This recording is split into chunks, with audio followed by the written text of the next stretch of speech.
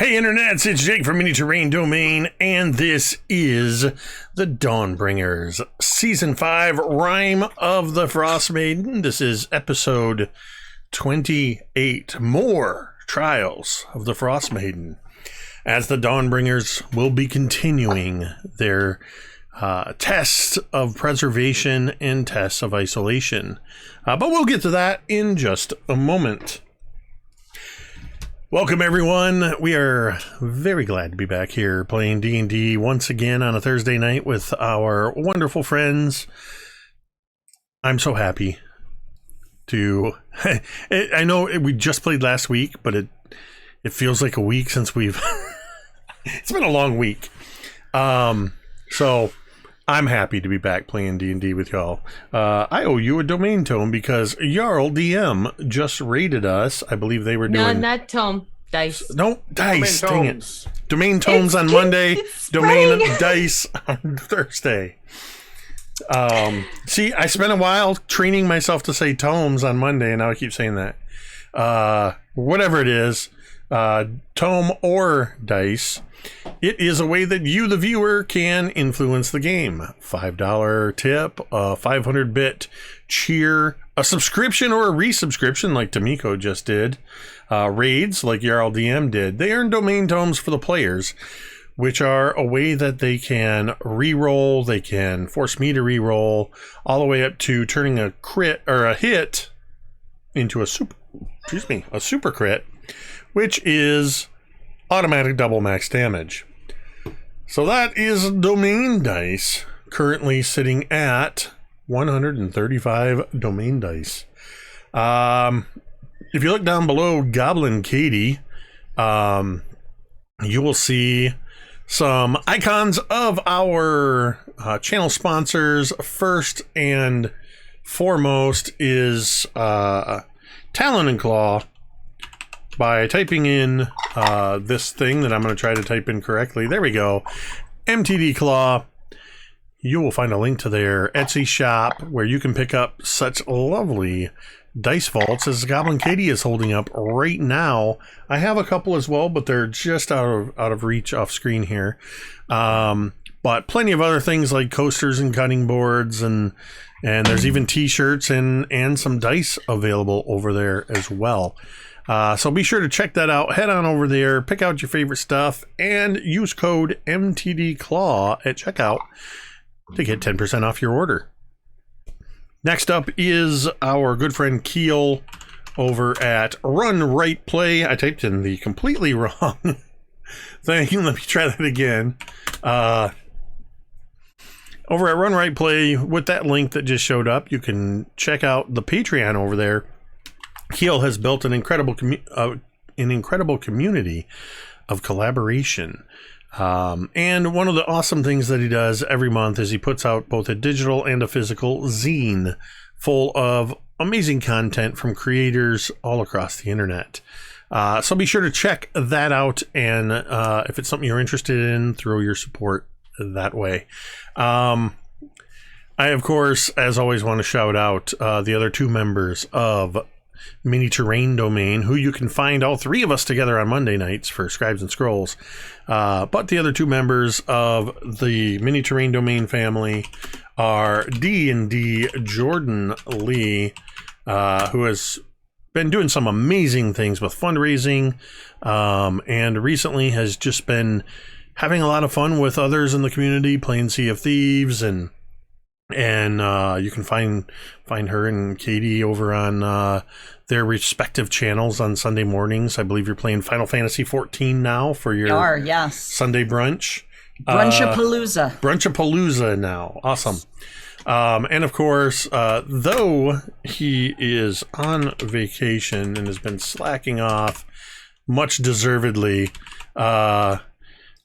Dwight, the Big Bearded Nerd, you can check him out over at Big Bearded Nerd 21. Most notably on Thursday nights preceding the Dawnbringers, they have International House of Minis. So be sure to check that out as well. The last thing that I want to talk about before we get started is, of course, the same thing we always talk about, but it's ever important. is that you matter. Your presence makes a difference, whether you believe it or not. Mental health is important. Self-care is important. And sometimes it can be a struggle. You might be struggling right now, but we want you to know that you don't have to struggle. There are many resources available out there for you that are just a click away. If you are struggling and you need somebody to talk to about something, it doesn't matter what it is, you can come here to our stream any time of day or night, whether we're on air or not, and type !help, as I have just done in the chat, and you will see a link to a URL, findahelpline.com. Simply click into that little search bar there and type in where in the world you are from, and hit enter, and you'll be presented with multiple links for various mental health agencies, websites, phone numbers, text numbers, all that kind of stuff. And it's just a click away. So please, if you find yourself in need, do not hesitate to use that. All right.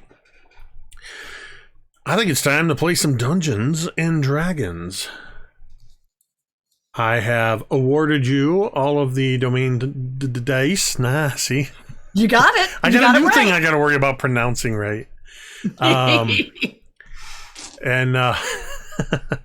So, the Dawnbringers have found themselves finally at Grimskala, the ice fortress of the Frostmaiden herself, who last they saw was battling with some of their one-time companion Vi, who has now become apparently completely corrupted by Chardalyn crystals, and they're not sure which one or both awaits them in the upper levels of the castle, but they chose to go downstairs, hearing that, having learned from an undead spirit that currently a ghost that currently possesses Rollo, and a talking orb known as Professor Scant, that there was a magic item hidden in the basement of the castle called the Codicil of White. But to get to it, they have to pass the 4 tests. The tests of cruelty, the test of endurance, the test of isolation, and the test of preservation. They have completed the test of cruelty, and they have completed the tests of endurance. They are currently in the midst of the test of preservation, arriving on the outskirts of a camp where they discovered that the inhabitants of this camp had been completely slaughtered. They found dead bodies everywhere, and giant vultures were feasting on some of the corpses, where they discovered, or rather heard, Cantriel, with an incredible passive perception, heard the crying child inside the tent, and they were able to shoo away the birds and find a child inside, the last surviving member of this destroyed wolf tribe. And then they heard somebody calling for this child from outside. The leader of a rival wolf tribe, who apparently was responsible for the slaughter of this encampment, is currently calling out the name of this particular child, and has basically said that he is here to kill the child, Erix. And that is sort of where we left off, with him standing on the edge of the town, and everybody sort of preparing to take up arms. And that is where we are now. So, Drown, you are currently outside. You were the one that actually saw the individual who was calling out, and I believe the others had sort of started to come out. Cantriel, well, specifically, you were with Eric's just inside the tent, but you had also chucked a dragon scale out at his feet like a frisbee, as if to say, well, not even as if, specifically to say, specifically not to just say, a dragon scale. look, I mean, we killed our Viatress. yeah. So you really want to take us on, and so that's where we're at. We're either going to roll for initiative, or if you want to, if anybody's going to try to talk to him at all, I'll leave it up to you, Dawnbringers. What would you like to do? My understanding was he saw the kid or saw roughly where he was and was raising a crossbow, right? He held a crossbow in his hands, yes, and was raising it. So, did he react at all to the dragon scale being thrown out? I believe he reacted by throwing back his head and howling like a wolf. Yes. So I will stand directly in front of the kid and see what happens next. Rolo, having confirmed right before we ended last week that he is a bad man, is going to scamper to the opening and take off into the air. All right, and I see sort of as Thorgarn steps out, you see Talmud also pushing aside part of the tent and stepping out. The two dwarves sort of moving to the side, Rolo flipping out over, flying out, not flipping, flying out over them. A little bit of column A, a little bit of column B. With Cantriel standing just inside the tent, also having a clear view, and Drown is outside as well. Yeah, don't forget that the little boy has mage armor. Yes, yeah. You cast mage armor on Eric's, and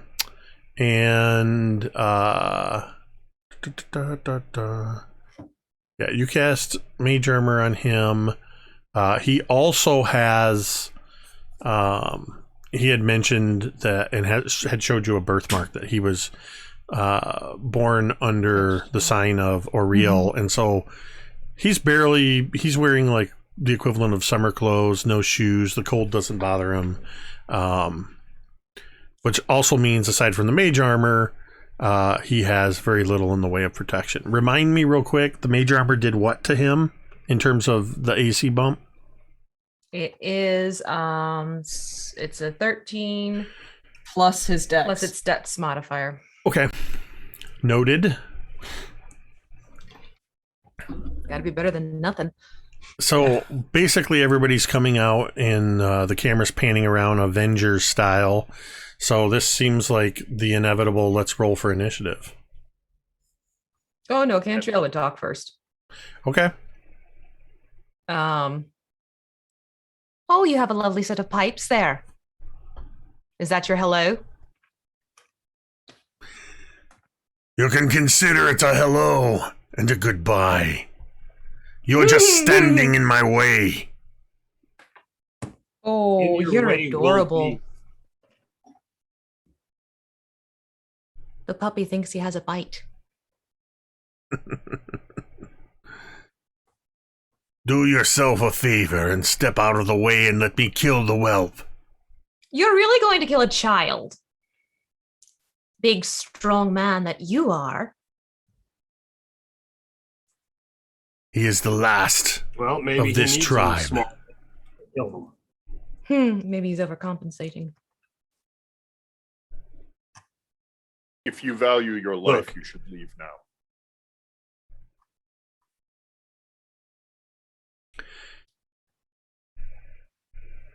His response to that is to level the crossbow. And he looks to be trying to draw down and get a shot through whoever he has to go through to get to the boy. Oh, Cantriel pulls out Semper then. Yeah, Thorgarn was trying to be in the pathway, Mhm. blocking whatever shot he might be taking, And I will jump in front of the arrow if it all. He hasn't taken the shot yet. He's just leveling it. Sure. That's my way of saying he has no interest in talking. Sure. Let's go ahead and roll initiative and see what happens. Thorgarn. Yeah, that's a 3. I can't roll lower than that. That's a 23 for Cantriel. Cantriel, 23. Talmud. Somebody roll for Talmud for me. It's going to be a +2 with advantage. Got it. That's going to be a 19. Okay. Drown. 17. Rolo. Also a 19. All right. Just rolling a lot of 19s over here. And I need to roll. Let's see. Well, I'm okay with you rolling that high. Because you're the fellow player, not the DM. Right? Better me than the DM.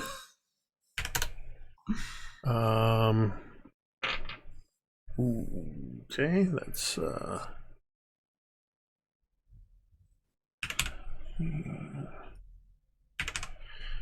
As they were talking, could I have cast a spell? I would say yeah.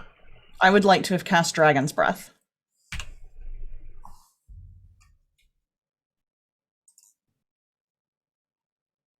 All right, remind me, is Dragon's Breath giving you the breath weapon or actually breathing the fire? It's giving it to you. Okay.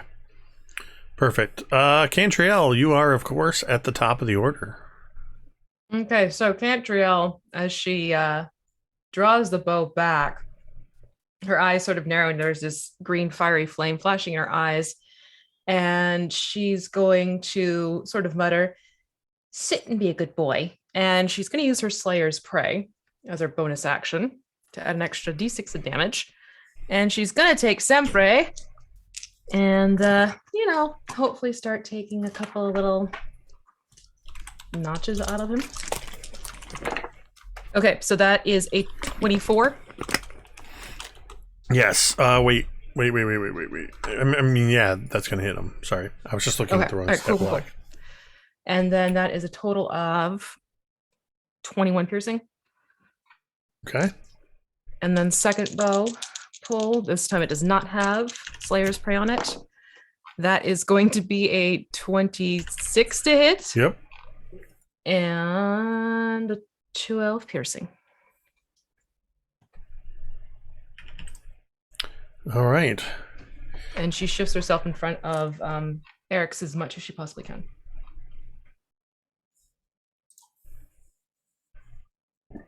Okay.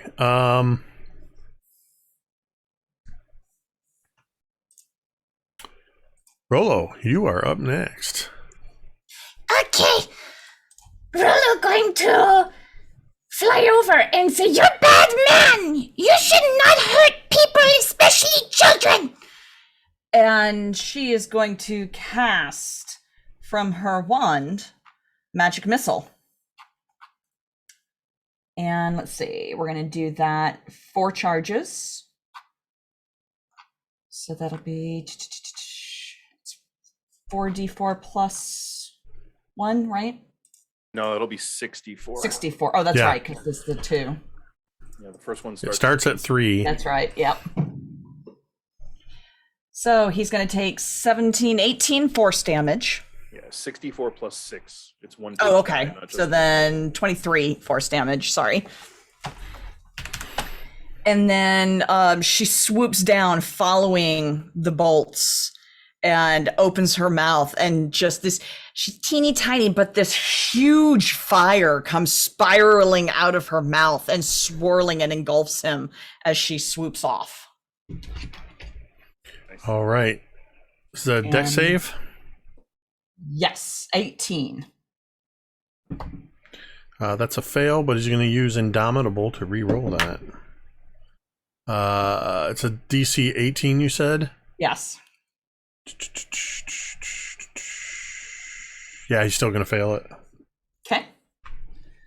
And that's fire. He will take another 22 from that. All right. Is that your turn then? That is my turn. All right. Somebody roll me a d6 for Talmud. Talmud? Yes, for Talmud. Ted, you got it? Yep. Yeah, 6. I got it. Oh, he's got it. Sweet. You could already see during this conversation that Talmud's anger was beginning to bubble up. And as he readies Gertha Brelne, having just stepped out of the tent to the other side of you, Thorgarn, you see Talmud as he does a little bit of almost a pirouette. He kind of slides across and does a bit of a dance move as he says, "Well, now you've made a mistake that you won't live to regret. Let's dance." And he begins moving towards this person in what looks like almost a dancing across the snow. And he is going to move into melee range, and somebody roll me an attack for Talmud. Let me do it. Go for it. Okay. Yeah, I think he was talking to you. Yeah, because if I mention Talmud or Thorgarn, I'm talking to one of the dwarves. All right, I'm apparently the dwarf. So 2 attacks. I got a 10 and a 14 on the die. A 10 and a 14, so that's a 23 and a 27, both of which will hit. So I'll go ahead and just roll damage here. Is 15, 16, 17, 14, 20, 31 points of bludgeoning damage as Talmud swings the axe around in a very synchronized manner. He seems to be flowing like you've never seen him move before. I don't think he's ever brought this one forward. Hold on. That is, what did I say, 31 points of damage. Already, before he's even had a chance to act, you see that Isar, I believe Eric's had mentioned who it was, as Isar Kronenstrom is looking, he's getting bloodied up pretty good.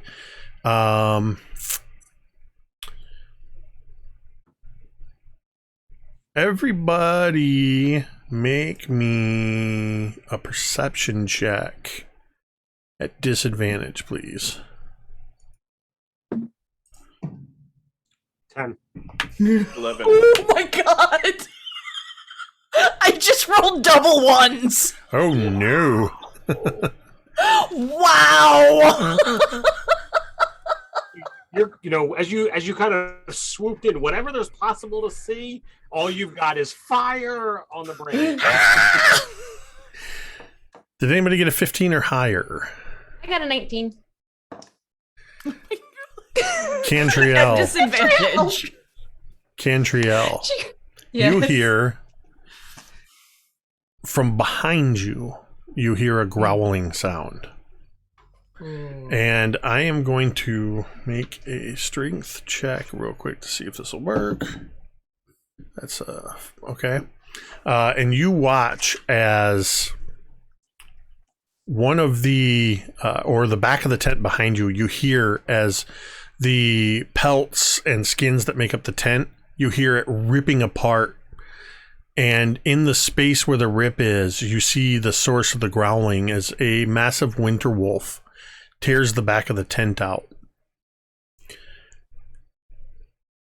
As it does so, a second winter wolf enters the tent. And it is going to... Yeah, I think it'll do that. As the tent opens, it opens its mouth, and the interior of the tent fills with a blast of freezing wind. And I need you and Eric's to I make. thought we were out of the tent, though. You were just We all inside walked the out of tent. No, you said we all walked out of the tent like Avengers. So you left the kid inside the tent? I thought you meant No, everyone everybody walked came of the out. tent. Yeah. You were the only one I thought that didn't come out of the tent. You were in the door. That was my understanding. You're where you want to be. I'm not telling you where to be. Okay, I was under the assumption that you had everyone leave the tent because you said everyone walked out like Avengers. Yeah. Well, everybody that described that they were leaving, which was the two dwarves and Rolo, and you didn't specifically say that you had left. You can have left. Okay. You I was you under had the time to assumption we were all out of position the tent at that yourself. point. So, but did you leave the kid behind you, or did you take him with you? Would he have come out with us if we was under the assumption? That's I just mean, it. Like yeah, my brain was I would working on say you that and we had because all you've left the tent. yeah, you've sort of protecting Yeah. him. All the same, the wolf is still behind you Right. and has a 15-foot cone, so it's still going to be targeting. It's going to be targeting you and Eric's because you're right in the doorway, or just outside of it. So you need to make dexterity saving throws. I will roll for Eric's. So I had said that I was trying to protect and be in the line. Would I have been close enough? You were putting yourself between Eric's and Isar, who is in the opposite direction. Right. The wolf is coming from behind. I'm giving you liberty that if you want to damage me. Okay. Okay, Cantriel, what's your dex? 17. So you will take half damage halved.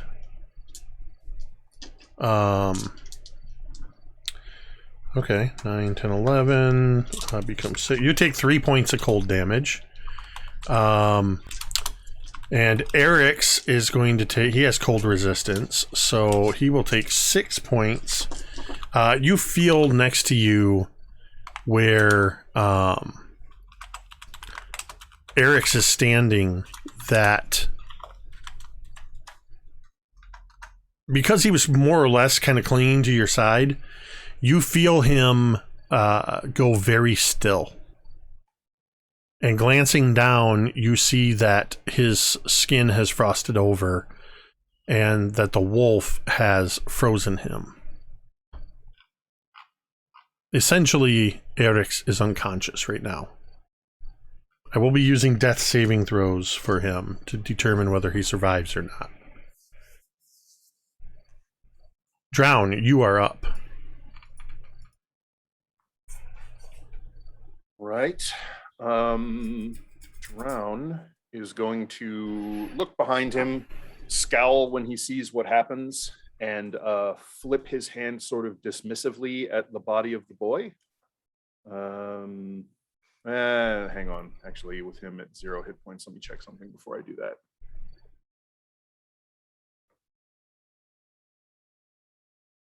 Nope, can't do that.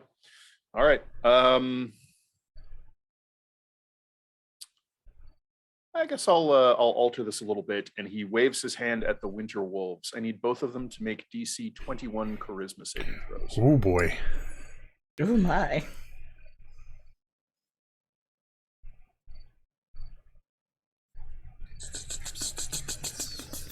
Yeah, I'm not even gonna roll. They're failed. Okay. I was then checking. there's I'm a like, nope, they soft- can't hit that. They don't have anything that gives them bonuses. Then there's sort of this inky black pool of water that sort of boils up out of the snow under their feet, and these shadowy tentacles writhe up and grab them and drag them down, and the pools disappear. They are banished. And then I will, as a bonus action, create a Tentacle of the Deeps over nearby Cantriel and the boy. And I am done. Drown just casually banishing my wolves and moving on. No! You'll have none of that. All right, well, it's a good thing I got 2 more. These 2 wolves, Fair enough.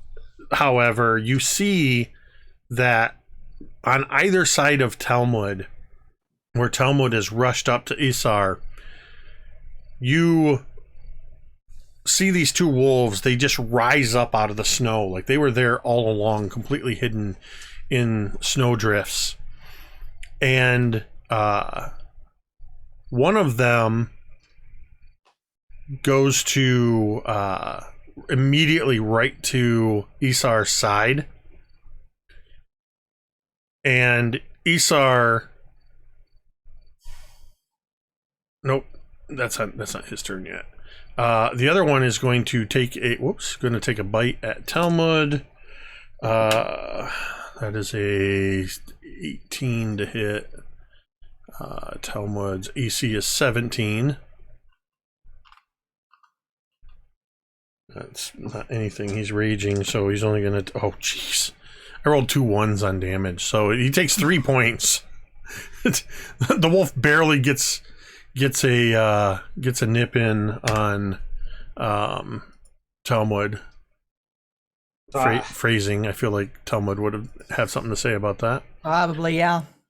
Something about, grandmother hitting harder than that. It is Isar's turn. Change. And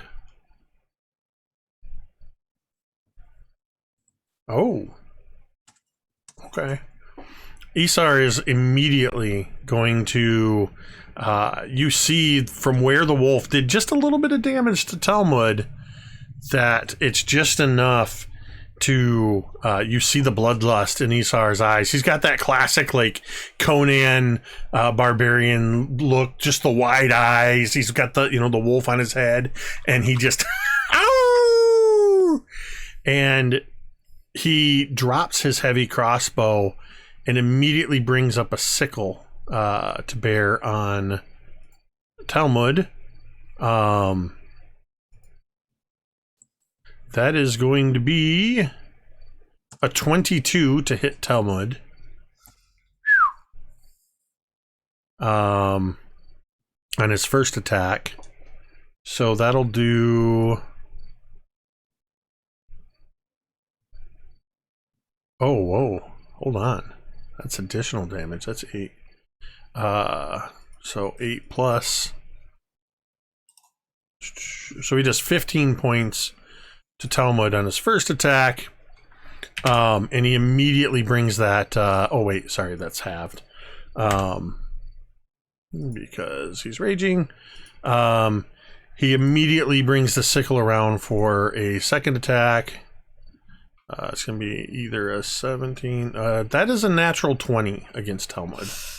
Reroll that. 2 domain dice, and we'll reroll that attack for a less natural 16.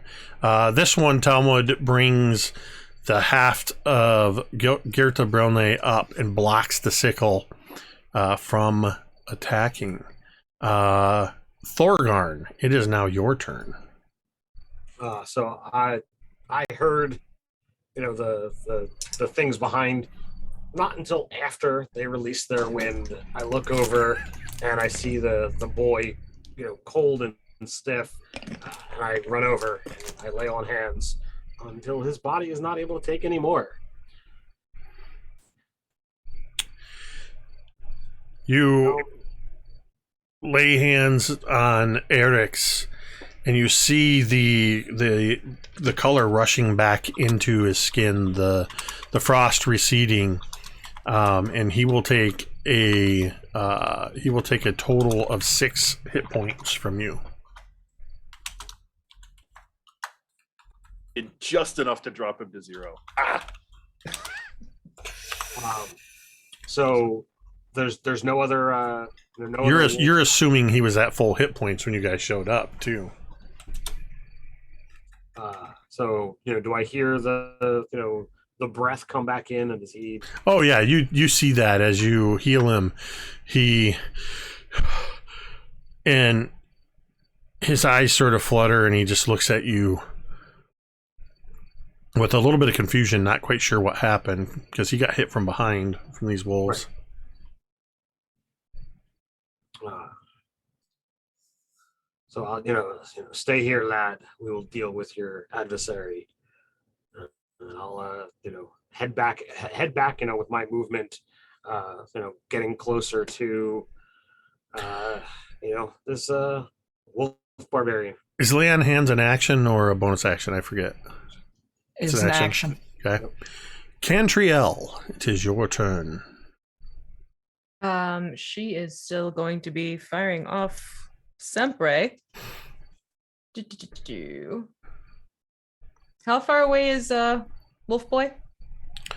At this point, we'll say he's like 30 feet away. Talmud was able to get to him. Okay. So yeah, Cantriel will move up 15 feet. Okay. Pull out Sempre and go to shoot him twice. Slayer's Prey is still in action until long rest or I move. So that is going to be a 26 to hit. Indeed. 14 piercing for the first shot. Second shot goes without Slayer's Prey. That is going to be a 19 to hit. A 19 still hits him. And then that is 8 piercing. All And right. then, as a bonus action, the green flame in her eyes shifts to red, and she releases her Calamicus rune on Sempre and uses her breath weapon. Her breath. Nice little 15-foot cone of fire. That's going to hit Talmud. Talmud's right on him? Talmud's immediately in That's front right. of him. Okay. Oh, crap. Then, But no, she it would won't- also Talmud catch was catch both wolves and Isar. If Talmud was here, he would say do it. He'd say I do know. it. I was going to He say would. Talmud would say go for it, and he would just start laughing and dancing in the fire. True. Okay. Yeah, they've done this before too. So yeah, she would still do it. So that's dex Dex saves save. from both wolves and Wolf Boy. all right. So That is a 10 on the die for Talmud. so that did you roll with advantage? Oh no, I he did. can't see it because it's coming from behind him. Yeah. Okay, well then I'll. So, but his dex save is a +2. All right, I got a 12. So a 14, he's going to fail. So he's going to take all the damage. Okay. Wolf Boy, as you called him, is going to get a dex save 21. Wolf number one gets a 4. Wolf number 2 gets a 16. Okay. So fail from Talmud, fail from a wolf, save from Isar, save from the other wolf. Reroll Isar. Okay.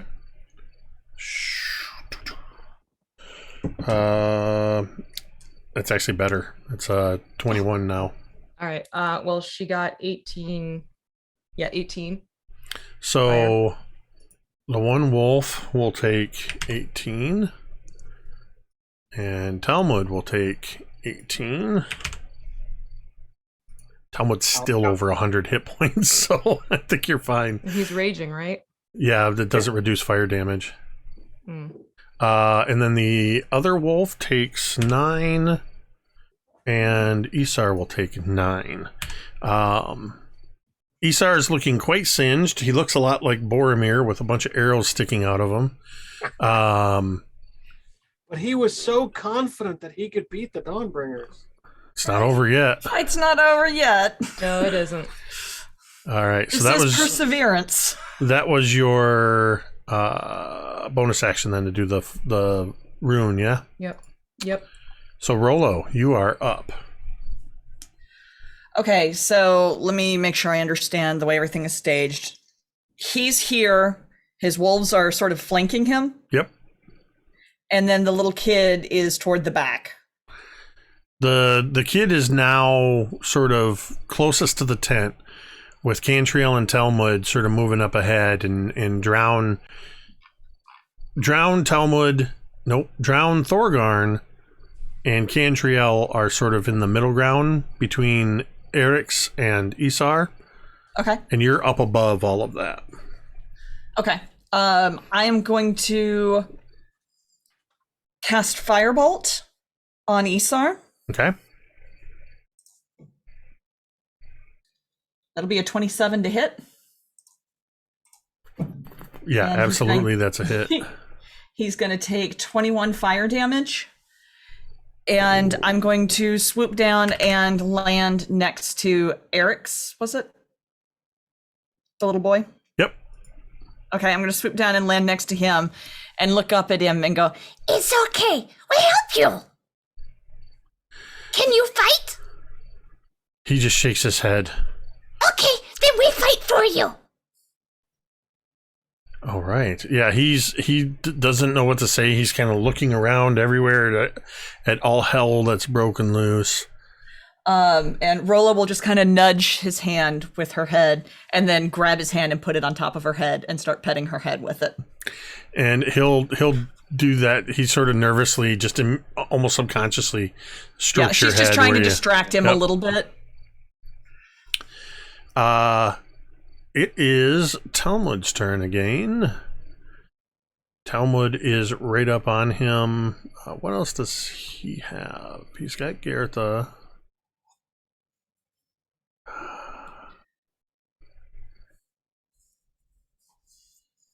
Knowing what's at stake and where you are in relation to the tests and Grimskull and everything else, do you think Talmud would use Gertha Brilne's lightning ability? Or do you think he would hold that? I think he would save it for the big boss fight. Okay. Himself. I didn't want to make that call and go contrary to what you thought he might do. So he's gonna go ahead and take a couple more swipes, Ted, if you want to go ahead and roll those attacks for him. So he's at a 13 plus? Yeah, plus 13. So it's a 21 and a 27. Yep, those are both hits. So I think I actually added the wrong number. What's the bonus, the barbarian bonus you get at this level? Plus 3, not plus 2. So that's 15 on the first hit and 16 on the second. So another 31 points. As he just brings this thing around. He just does this thing where he swings, hits, kind of spins around, swings and hits, like it's a carefully choreographed dance. And you can see that Isar is hurting. That's Talmud. Banished, drown. Okay. All right. So there's are the two wolves up by Isar still up? Absolutely. Okay. I will. They're a little charge singed. up. Yeah. They're a little singed, but they're still there.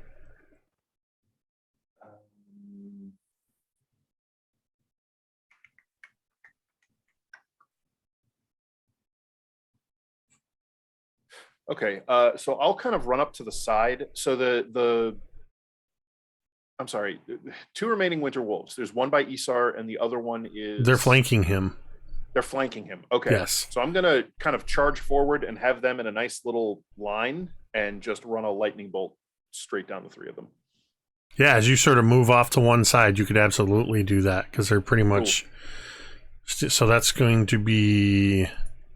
3 dexterity saving throws, DC 21. All right, so they don't get advantage. He gets to reroll if he fails. That's a fail from the wolf. That's a 13. He's going to use Indomitable. That is a damage roll and a half. That's a 21 from Isar. And reroll. I mean reroll. An 18 from the second wolf. So the first wolf failed. You want to re-roll Isar, so that's 1. And then let's go. This becomes 5. And then 1, 2, 3. Okay. So we're re-rolling Isar's roll, which is now a 7. So one wolf saved, but the other the wolf and wolf boy, as Cantriel said. I thought you said the fail. second wolf got an 18. Oh yeah, sorry. The second wolf got an 18. What's your DC? 21. Oh yeah, silly me presuming that it's saved with an 18. gave They all me failed. You gave me a +3 rod of the pack keeper. So You stole it. that's fair enough. You put it there to be stolen. 10, 20, 30, 40, 49 points of lightning damage. Nice. Wow. Yeah. That So is let me assess the damage high here. roll. First wolf still on its feet. They are actively smoldering. The second wolf still on its feet. Isar still on his feet, but he's doing that like he's barely holding his sickle. He's looking at you. I won't stop until the boy is dead. Blood is pouring from his mouth and drool. He's staggering. He's barely holding himself up. The wolves don't take any action. They are going to move closer to him and sort of huddle against him. So it is now Isar's turn. Isar, looking at all of you, and still, Talmud's right in front of him. You're off to the side. Cantriel's over there knocking more arrows. And he reaches down. I made a mistake. He actually gets 3 attacks with his sickle. He uses the first 2 attacks to slit the throats of the 2 wolves. And as he does so, you see him sort of breathe in deep. And he appears to heal ever so slightly. That was a very good move, knocking them down so low. Because he has a very small pool of hit points to heal from. Whoops, I went the wrong way on that.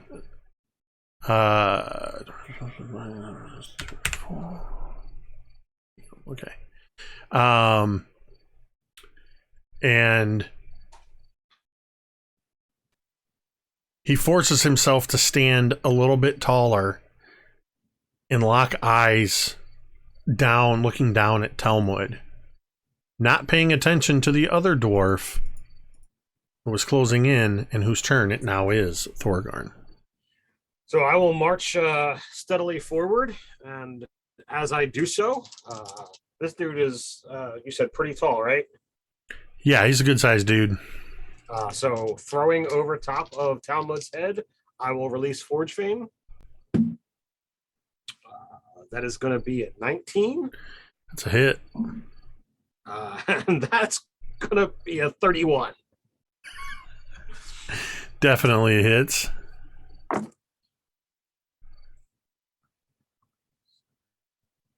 Ooh, these are some good numbers here. So it's going to be 15,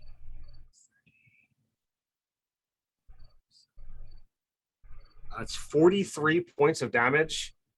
It's literally 3 points off of max. Thorgarn, how do you want to do this? So don't even realize that he's down. I throw the first strike. It goes back, winds up like cracking him in the forehead.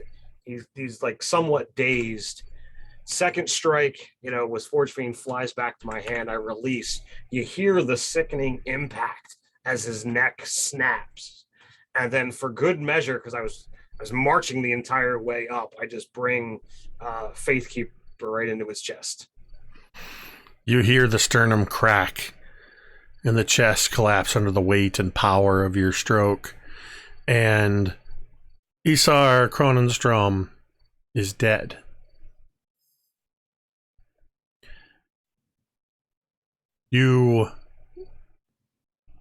I would say Cantriel, again because of your ridiculous passive perception, off to your left, about 10 feet away. A snow drift. It's not very big, but a cloud of snow bursts out, and a regular wolf comes charging at Eric's.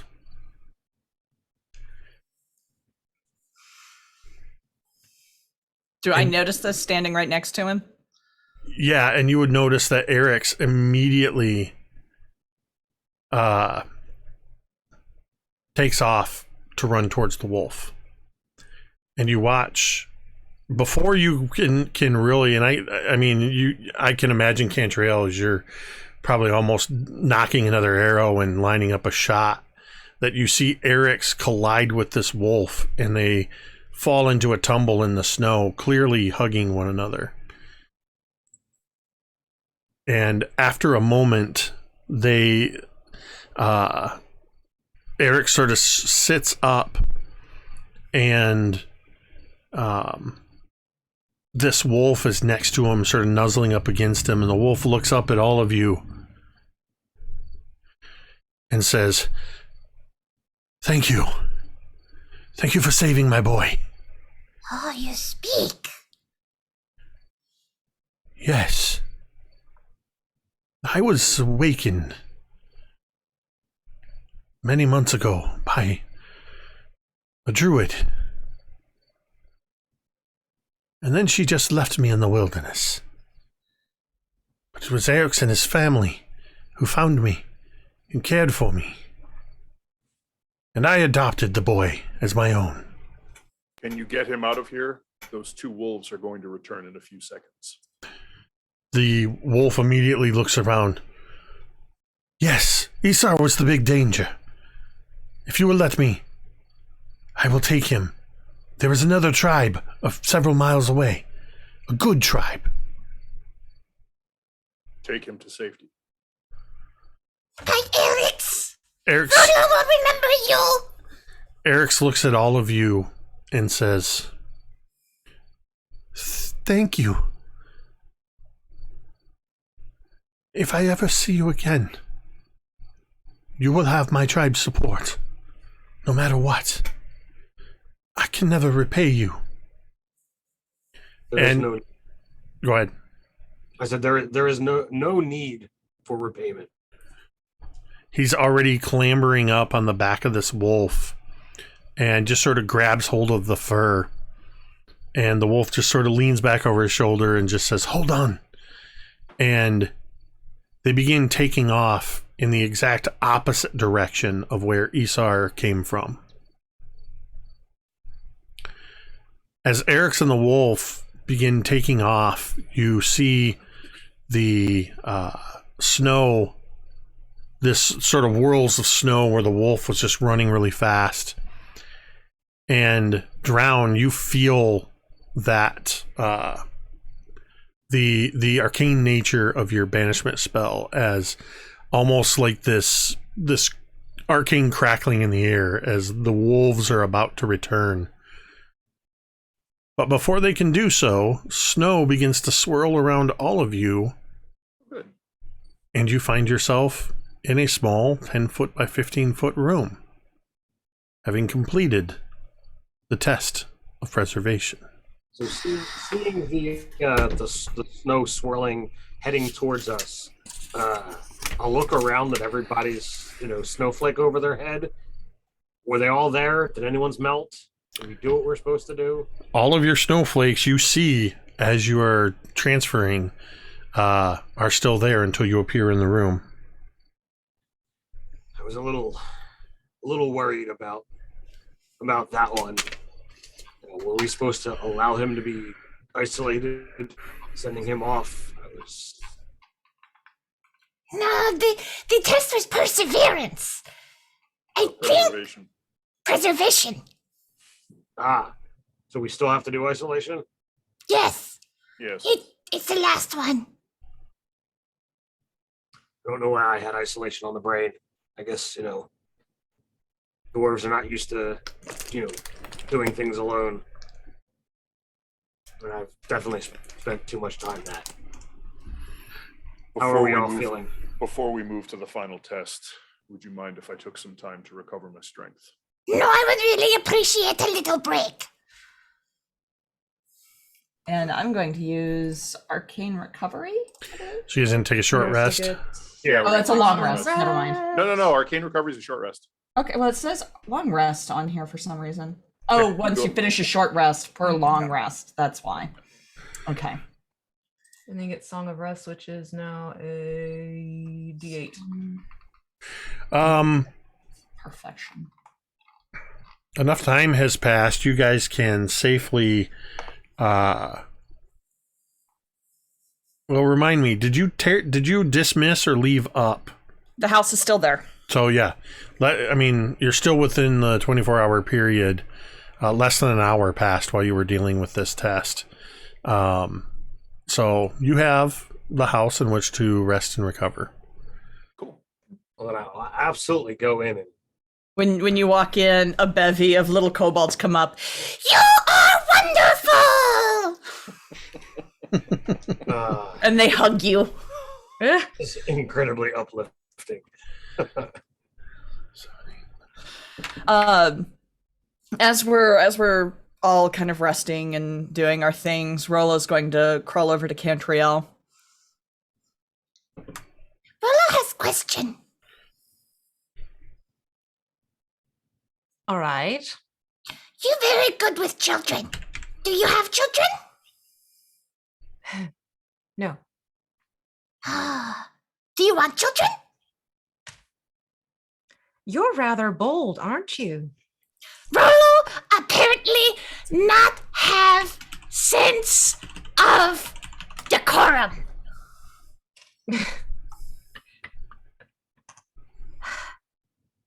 There was a time. Yes. Oh. What happened? Life has a way of not working out as you planned. At least mine does. Rolo understand that. Rolo thought she'd have happy home. And that not turn out quite that way. That's where like Cantriel like scoop Rolo up and kind of like pull her up and kind of just set her closer to her on the lap. Well, I can understand that one too. Rolo kind of reaches up and pulls some of her strands of hair and starts kind of braiding them. And while she does, she says, Do you have brothers or sisters? Now that's a story. Rolo likes stories. Oh, well, good thing I'm a bard. I had a brother and a sister and a mother and a father. And in one night, they all disappeared. What do you mean disappeared? They left. One night, I was to stay at home and they never came back. Where were they going? They were going to try and make something better. It didn't quite work. How old were you? Young. Well, at least in my, with my people, what we decide is young. I was barely 75 years old. It's just like 50. But in a way, they're with me again. Well, almost. And she'll bring Sampre around and sort of like show Rolo the different rooms. My mother, you see, she pops out every so often to help us. And she points to her mother's rune for Melody. And that little talent you and I share of breathing fire, that's because of my father. And she points to Calamicus's rune. And then I had a lovely older brother, Octavio, and she points to his rune, which maybe someday we can do something to connect his soul to the bow. And then there was my older sister, Sonata. Oh, that is pretty name. Yes, we were rather musically inclined. Shocking. What is she like? She was quiet and careful and everything I'm not. Did you get along? Wonderfully. That's nice that you can be so different and get along so well. I think it's because we were different that we got along so well, quite frankly. I think if we were both very similar, at least both like me, that wouldn't have gone well. So you were young. What did you do?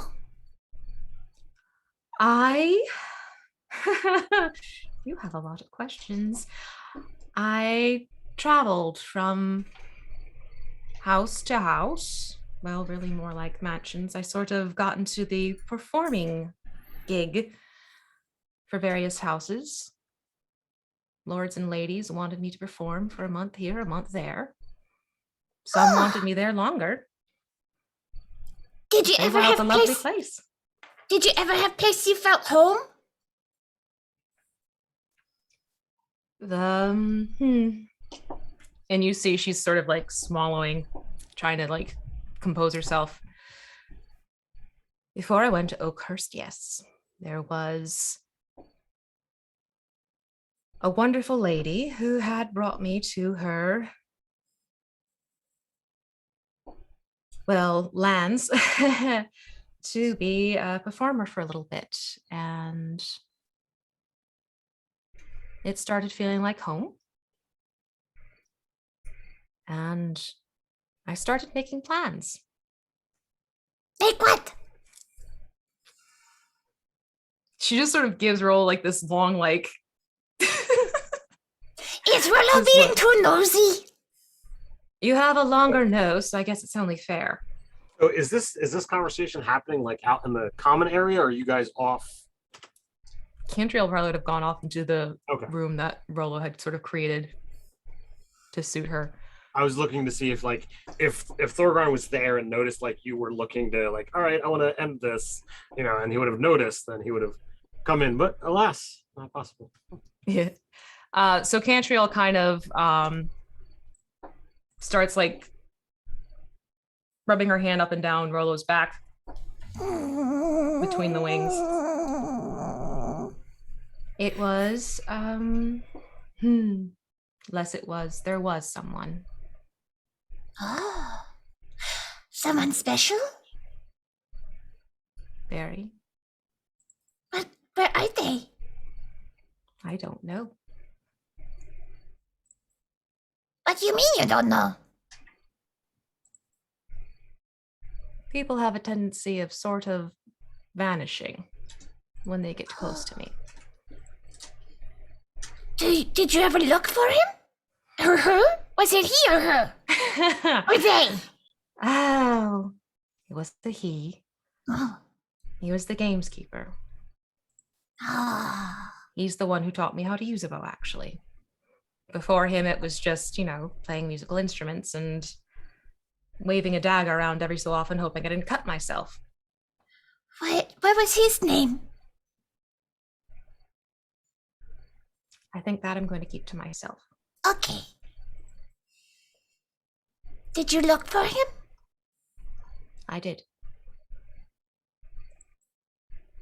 I still do. Rolla don't know his name, but she looked for him too. Well, I appreciate the assistance, Rollo. I looked for Gameskeeper, who seemed good enough for Lady of Dragons to like him. Yes, well, he was a very good man. Very patient man. He was quiet. Was he handsome? I thought so. Was he brave? Very. Always. But he wasn't standoffish about it, or a braggart about it, or jumping out in front of a crowd and declaring who he is. Oh, that's annoying. That's one word for it. He was unassuming. I hope there's a reason for why he's not here anymore. Or I hope I find answers. I'm sure that if you like him and he like you, whatever took him away must have been very important. And when he's finished with it, he'll come back. And then he'll hear, on his way back, he hears stories about beautiful Cantriel and the Dawnbringers, and how they saved the world up north, and how they give one little Erd a whole lot of hope and happiness.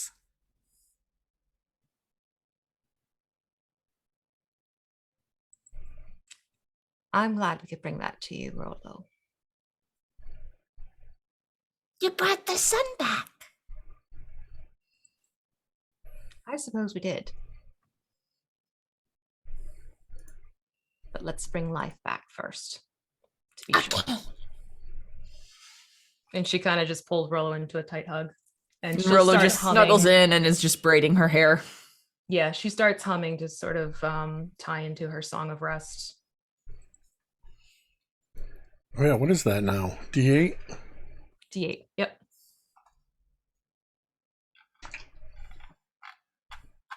And I am recovering a 2nd and a 4th level spell. That conversation was out of earshot. The door wasn't closed, type of thing. So if anyone was sort of like lurking the hallway. Probably in the common area. So. I ain't been dropping no Eve, sir, honest.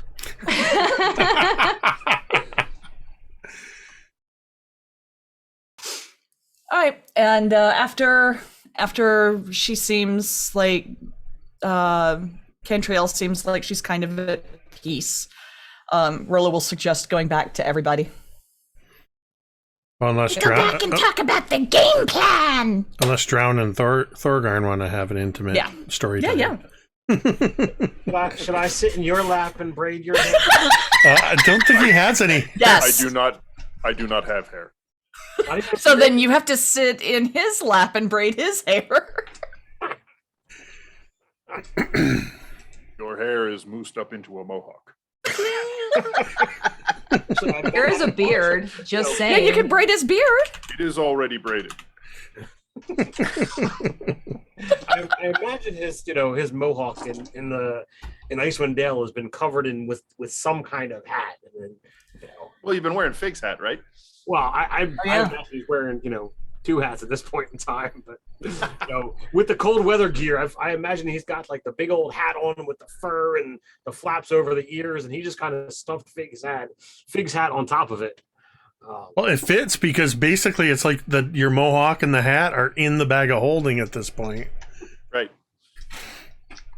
So, I mean, he's a typical dwarf. He cares about his hair, but this place is definitely not fit for preening of such things. But he at least keeps the beard cleaned and brushed. He's keeping it tight. I can respect that. Drown just spends the short rest just kind of sitting probably at the dining room table, and just sort of not exactly meditating, but sort of just staring off at the wall. And there's just this green light shimmering along the tentacle tattoos all over his body. In my mind, I just completely pictured, like an upper middle class dining room. And Drown sitting there with like a glass of bourbon, just staring. It's been a week. That is a fair. It's been a week. Description of the room. I mean, truth be told, we've had a rough handful of days. So yeah, that one day didn't seem like it was ever going to end. So we don't need to get into it, but I imagine that Thorgarn and Talmud are having a conversation, possibly speculating about what the test of isolation is going to be, and probably getting as much grub in our bellies before we go back out into the cold. Rolo will come in and So last test is isolation. Yes. Yeah. I suspect it will be another tribe of the nomads. Oh, that makes sense. Tribe but isolated. Okay. So Rolo's a little scared of this last one. what do we think? Do we've got any kind of ideas as to what this might be? We will have to do something that embodies this isolation. For cruelty, we had to Be cruel. We had to be cruel to the tribes. We had to endure what the tribes endured. We had to, allow the tribe we had to preserve the last member of a tribe. So, are we going to have to keep someone isolated? Are we going to have to be isolated ourselves? I suspect we will have to be isolated ourselves. That seems more along her line of sense of humor. How will we be isolated ourselves if we're together? Ever get Perhaps caught in we a will bad not be together. snowstorm?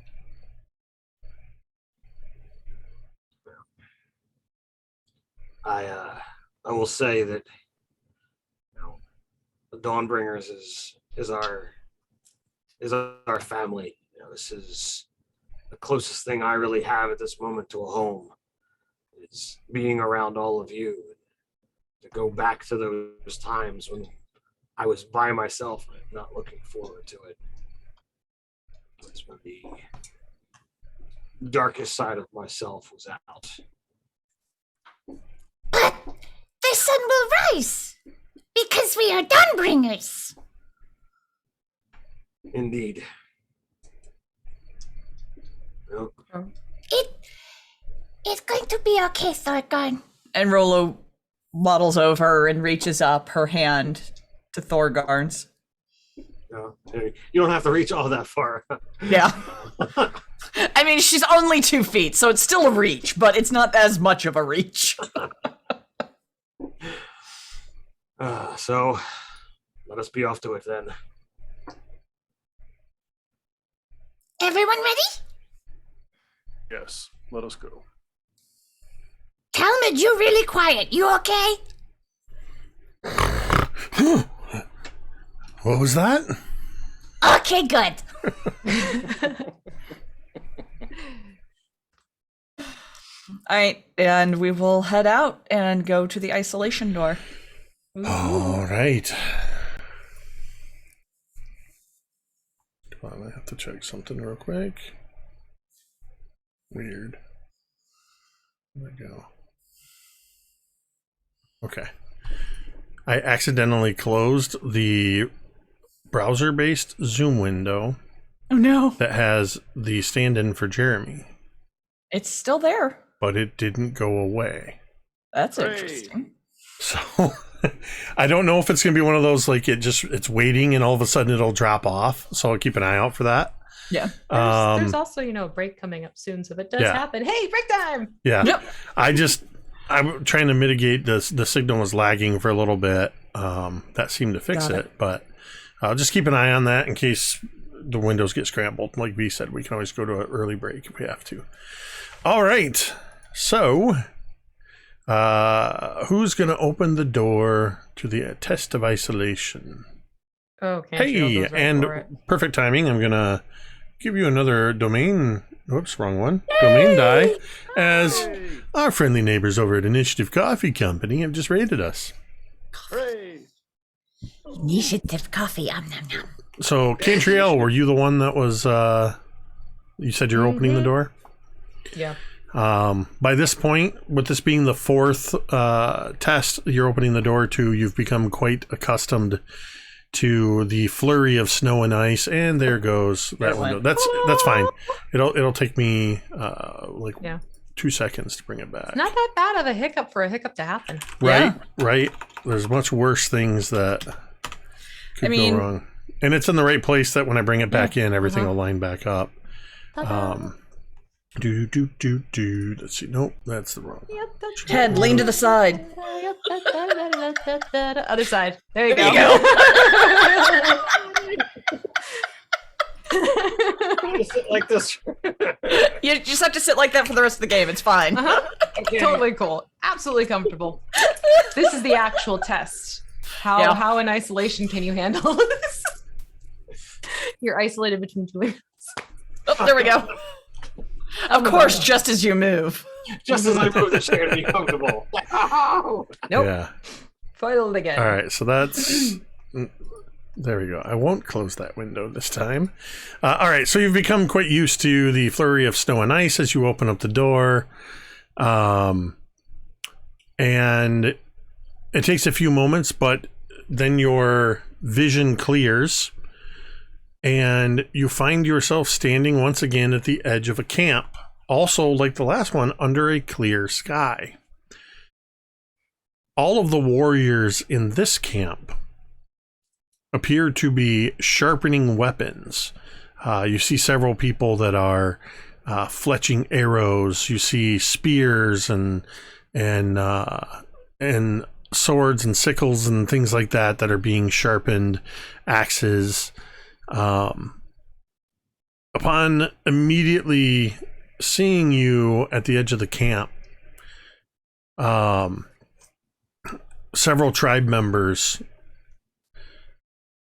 immediately come up to you with their weapons drawn.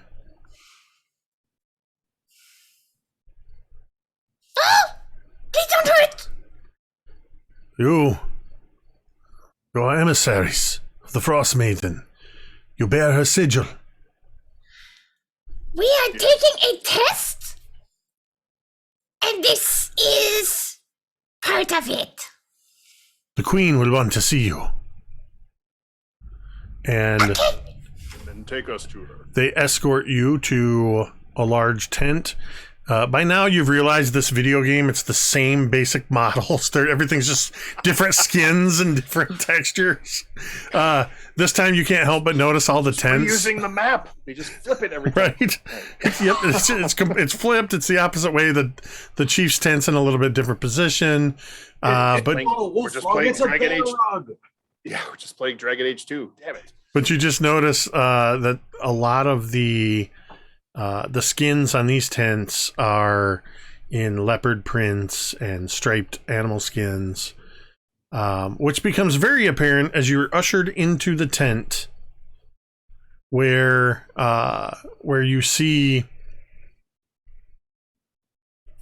what is obviously the queen of the tiger tribe sitting there with a sharpening stone on the edges of a great axe.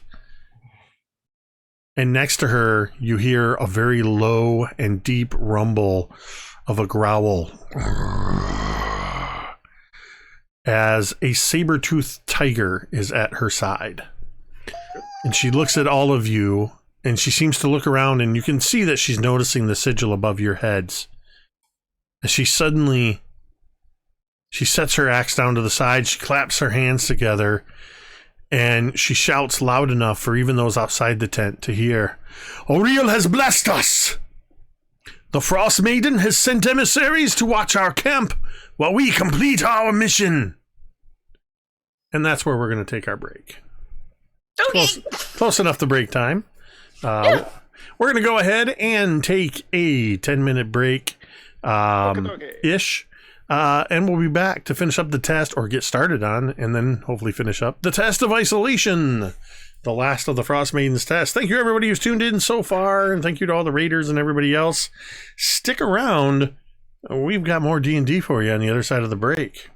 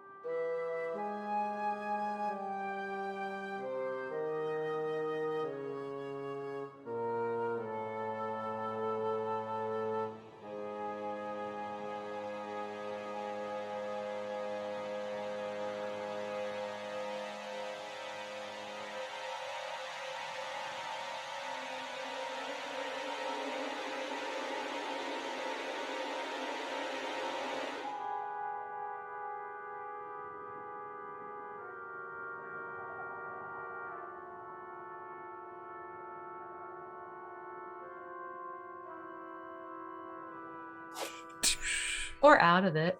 And Why not? we're back. We're rack. We're back. I don't know what happened there. We're racking things up. I literally just took a drink of water. I don't know why my throat's all messed up. So, you are in the test of isolation. You have been brought before the Queen of the Tiger tribe, who has just announced that they are blessed by Oriel and can complete their mission because the Frostmaiden has sent emissaries. What would you like to do? How would you react to this? What is it that you need us to do? We are planning to attack the nearest elk tribe camp and steal their food. I'm taking every member of my camp with me to overwhelm them with sheer numbers. They will not be able to survive our onslaught. The Frostmaiden has blessed us with your presence as emissaries.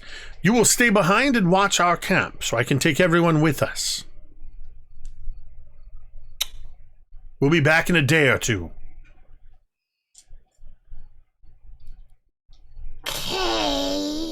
Okay. We're emissaries of the Frostmaiden, and we're becoming babysitters. There are no babies here for you to sit upon. You will The stay babies here. are going with them. You will stay here and watch the camp. Why would the camp need watching? So while we are By gone, emissaries. nobody takes our stuff. All right, so you're leaving all your stuff to go take other people's stuff, and you're leaving us in charge of your stuff while you take everyone to go get other stuff. Yes, you understand perfectly. Understands an interesting word in this situation. Do you have a problem staying here at our camp for a couple of days? Are you afraid? No, it was more the confusion of emissaries watching your camp is all. We have do been not praying to the understand why the Frostmaiden for an answer to our problem. We are running low on food. The Elk tribe has food. In order to overwhelm them, I need to take all of my tribe with me. In answer to our prayers, the Frostmaiden has sent you, emissaries. For what other reason would she send you? I'm trying to understand why the Frostmaiden would care if we sit in your empty camp for 2 days. It is not for me to determine what the Frostmaiden's intentions are.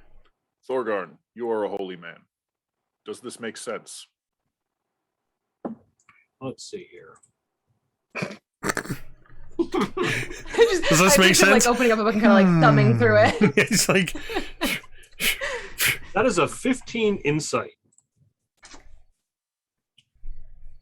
I mean, there's some degrees of logic that if you follow everything. But Wait, there is no food here? If we had food, we would not need to go take the Elk tribe's food. Okay. Rations it is. all right. So puts, the hammer down. So we wait. Yep. Anyone bring cards or dice or something? Oh, let me check. The queen wastes no time in already assembling, like everybody looks like they've been ready for a while, spoiling for a fight. And in less than an hour, the tribe is all mounted up and begins their march out of here. And you are left alone in the quiet of the camp. Several tents. You have the queen's tent and several other tents to avail yourself of, but in any direction you look, you just see the swirling snows and yeah. How would you like to spend your days? You've only got a couple days, she said. Oh, yeah, sure. And I'm certain it's only going to be a couple of days. So, Thorgarn would go in, once they've left, Thorgarn would turn to Drown and be like, if looking at things from their perspective, this clearly makes sense. You pray to a deity with enough faith, it is possible that the deity will indeed warrant a favor or offer some kind of answer to your prayers. Given that, these morons actually like the Frostmaiden, they would expect Frostmaiden to give them something that will help out. If they've got nothing, they've got nothing here of value. I don't know what there is to be gained from us watching the nothing, but we just have to pass time. Oh, we can go through their stuff. And be in isolation. Yeah, I was definitely thinking about that myself. And it's convenient. Rolo begins going to a tent and pulls the flap back a little bit and looks inside. Is there anything to go through? Make a wisdom saving throw. Oh no! The mimic tent. That's a 25. Okay, you are not frightened by the giant saber-tooth mounted head inside as you peer back the curtain and are face to face with this taxidermied skull. Rolo. Yes. Don't forget to.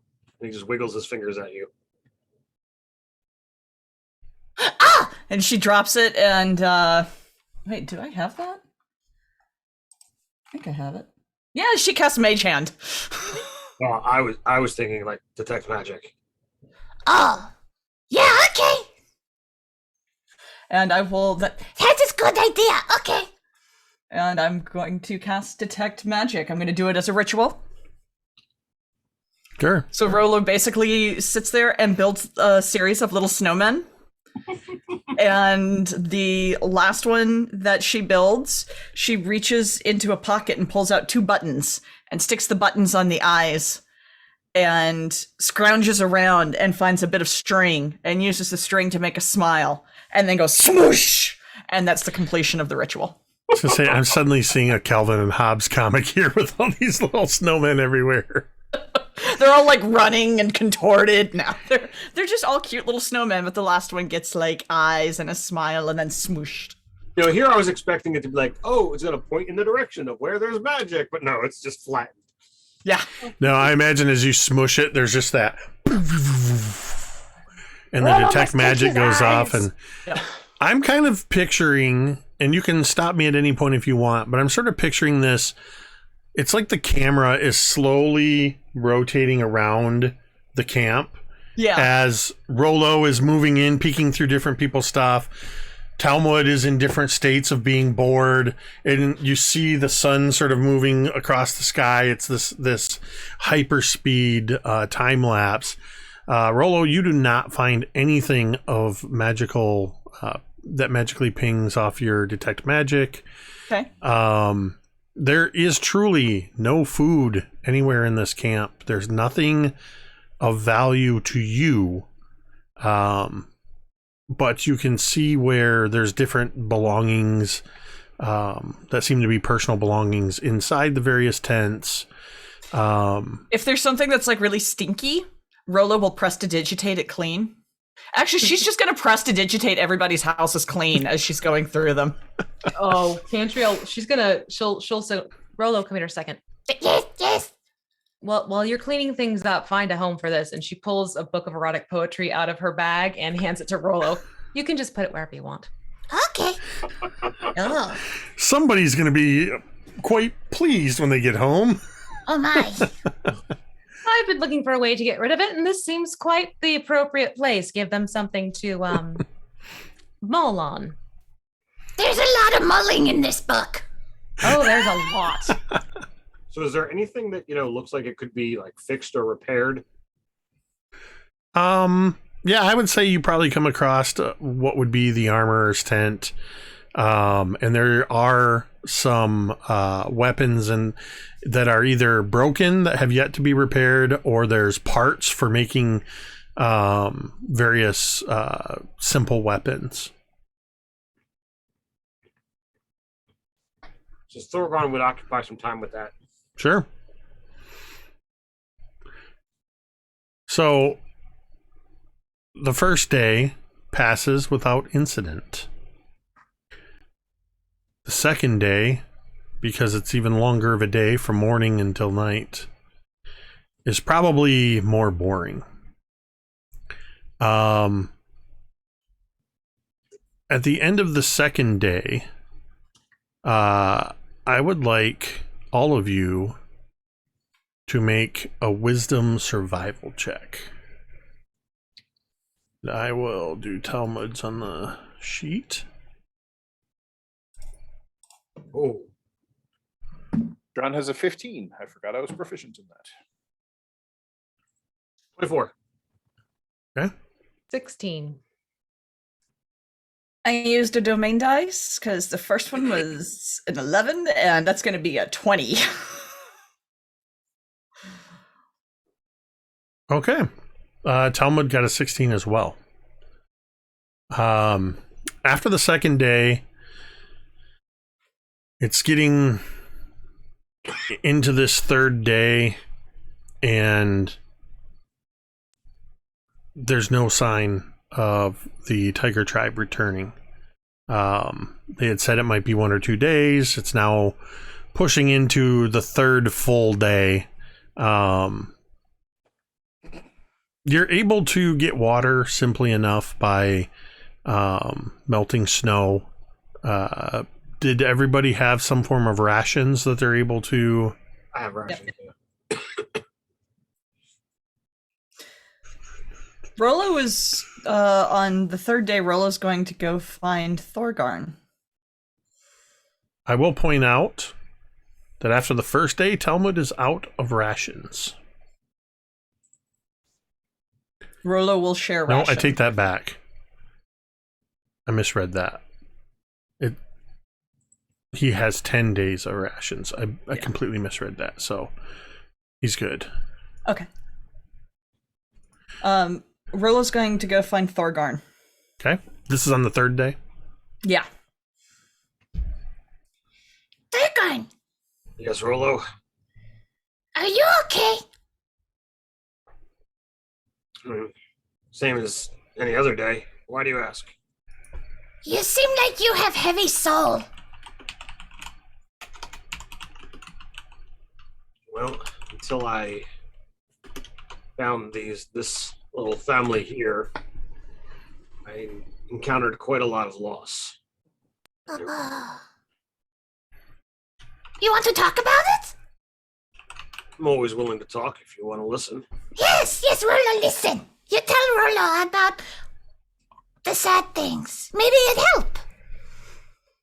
Well, I didn't always belong to this warrior lifestyle. I started off as an acolyte. I was supposed to be, some big new priest within the Order of Moradin.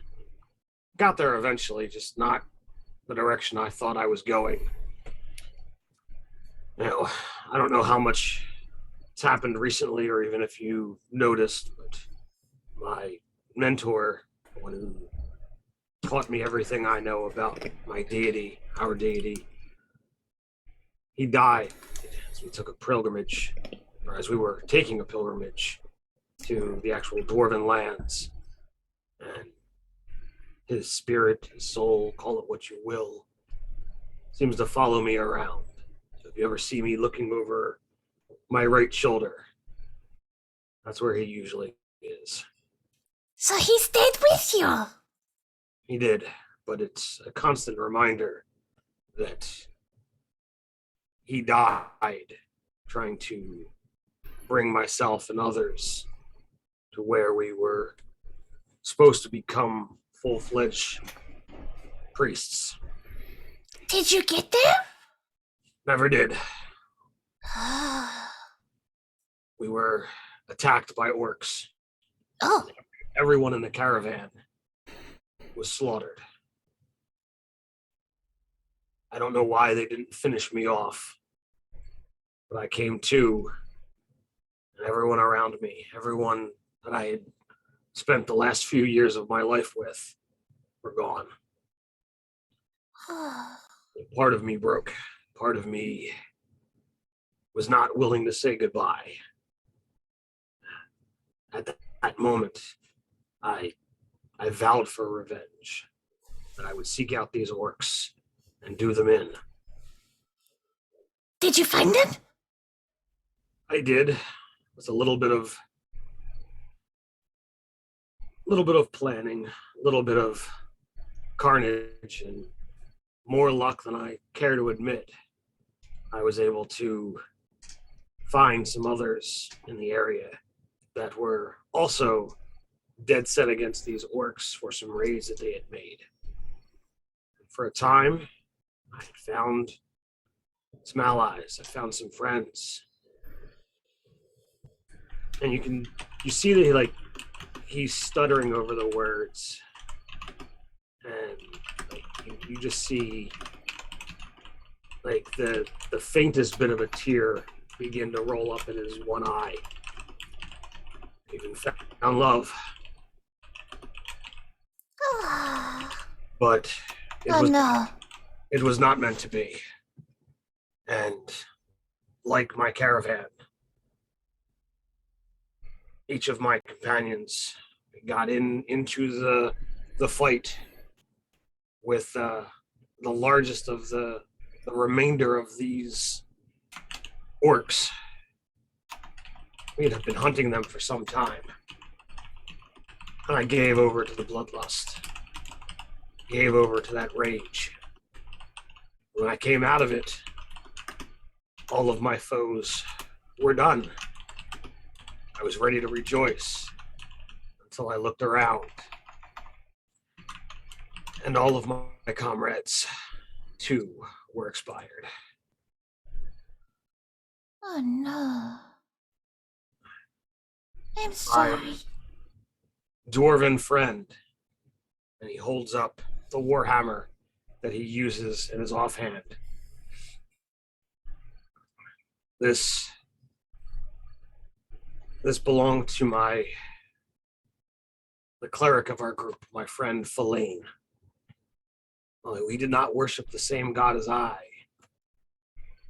he held true. And there was Leskin, my dwarven friend.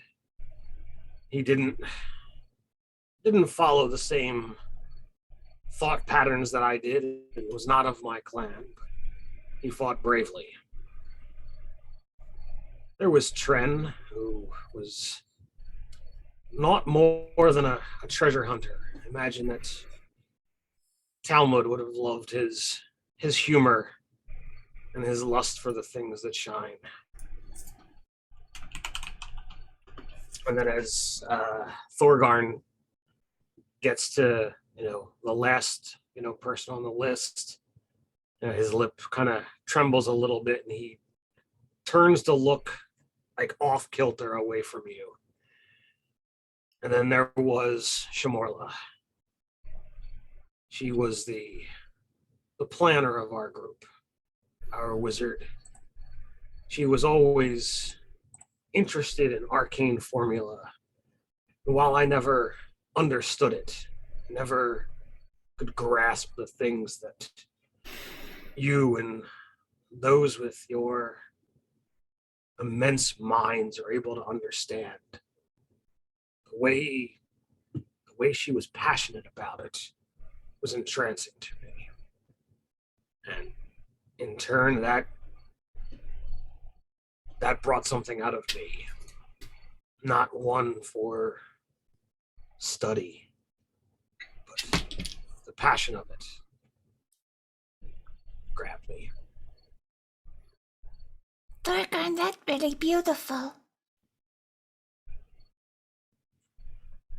So that is why, I always like the company of wizards, just because they have some kind of nod or remembrance towards her. I will try to make her proud. Well, you are already a much mightier wizard than she was. Oh, maybe just in practice, but that doesn't mean in skill.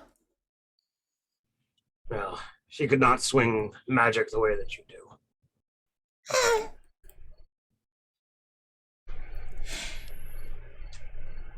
I bet she would be really happy to hear you talk about her so warmly. I am certain she would. I don't talk about her much. There's not usually a lot of call for getting into the deep wells of my past, but it is out there. Well, I'll appreciate you tell her. I'm happy that you have found interest and a part, for however long you wish to stay, of our little family. I like it here. Rolo think you are great people. And it's really fun to go blow things up with you instead of blowing you up. Well, I am much happier for you not blowing us up. Rolo practiced very hard to make sure she not blow you up. I'll hold you to that. You want hug? Sure. And Rilla will go give him a hug. She's just so tiny. She wraps around his arm and half his chest. And since I said I was doing stuff with forging and fixing, he would offer that if you were still interested in learning or getting getting on with any kind of training with smith tools or what have you, he would gladly show you and teach you. Oh, okay. And Rolo will understudy him for a little while he's doing that. Thorgarn, you noticed that at some point as you were telling this, you felt, and talking about being around wizards, and you noticed that Father Greffin over your shoulder just has a look of, just kind of looks at you, kind of half smiling and nodding. He has a look of pride, like he's proud of you. You feel from within the back of your mind Fig being accepting and pleased with what you said, and somewhere else in the back of your mind you sense the incorporeal eye roll of Archimedes. And I need everybody to make a survival check.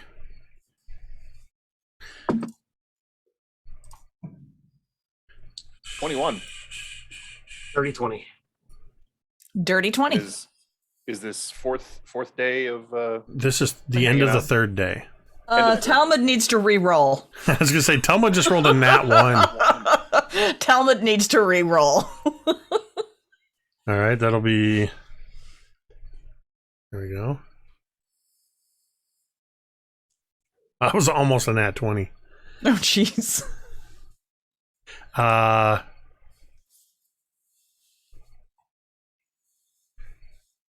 Talmud got a 14. Okay, so 14. What was everybody else's?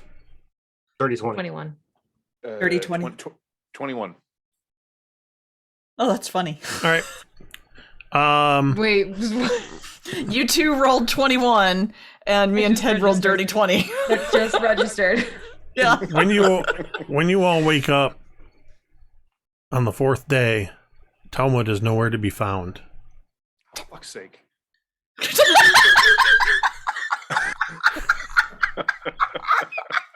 There's our one for the night, folks. Drown says that, doesn't he? If it becomes clear that Talmud has wandered off or is just missing, oh, for fuck's sake. Uh-huh. Well, here's the thing. All of you are struggling to remember if Talmud was even here with you to begin with. You're finding the last couple of days are a bit hazy.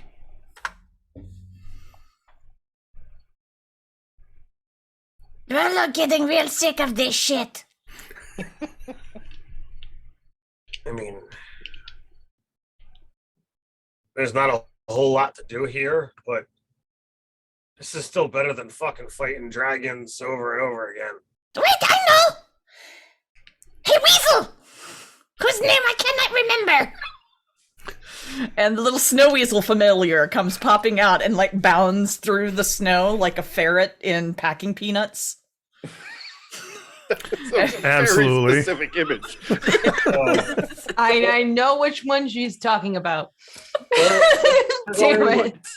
Thorgarn will reach into his bag and put down the little owlbear and call forth Herna. Go play chase. And they'll chase. Wait, no. Well, Herna's not gonna hurt it. Just It play. has really good sense of smell. We can have it find Talmud. I didn't think he was here. I don't know. Zelenor is the name of the weasel, by the way. Zelenor. Selenar, can you find our friend Talmud? Roll a d20. I thought you were just looking for something to do. That's a 6 or a 9. Zelenor just kind of keeps looking at you, cocking its head side to side, like it has no idea what you're talking about. You find Talmud. Oh, wait, she doesn't have hair. Talmud.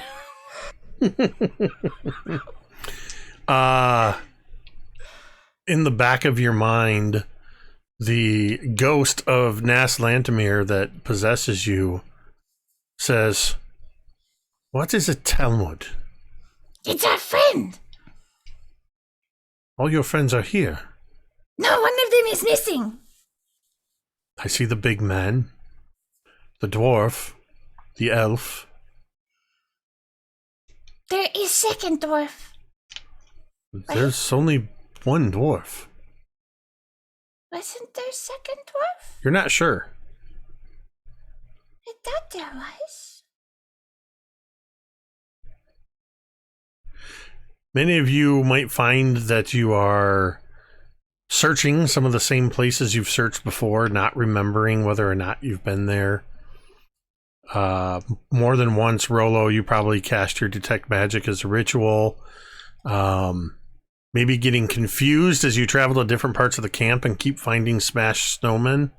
The only sign that you've done this before. I need another wisdom saving throw, survival check from... Hey, Jake, is this is something we're all experiencing? Yes. Yes? Okay. Yes, all of you are struggling to remember. If Cantriel has the means to sort of take notes for herself, she's got like ink and everything like that. I think if she's starting to realize, can she start like writing notes down for herself, type of thing? Sure. Okay. Does anybody here know what the silents are? The silence Yes. from Doctor Who. You We're look gonna at all your end up with arm. tick marks Yep. on our faces. Yeah, Drown looks down and there's a bunch of tally marks. There's cut in his extra forearm. tattoos. Oh, yeah. Oh no. I have a 15.